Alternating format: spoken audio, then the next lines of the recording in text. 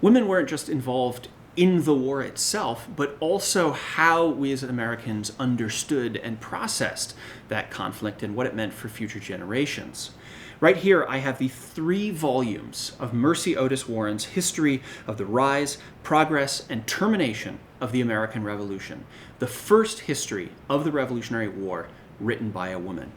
Mercy Otis Warren was, by all accounts, a remarkable individual who was quite bright. Her father realized that, and unusually allowed her to tutor with her brother as he was preparing to get into Harvard.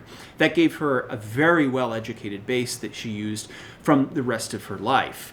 Ultimately, she moved from her home of Barnstable to Plymouth, Massachusetts when she was married, and grew up in the surroundings of what became some of the most important families in the Revolutionary War as it unfolded, corresponding with many of the notable men and women of the Revolutionary era.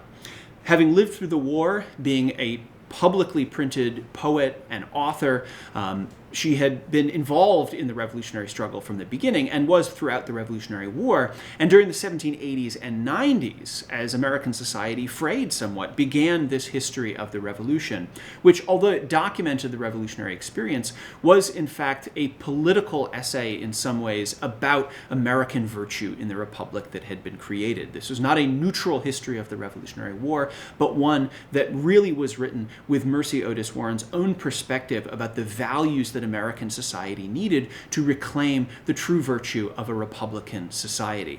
And as such, she is an incredible contribution to not just the experience of the revolution itself, but how we as generations of Americans have understood that conflict.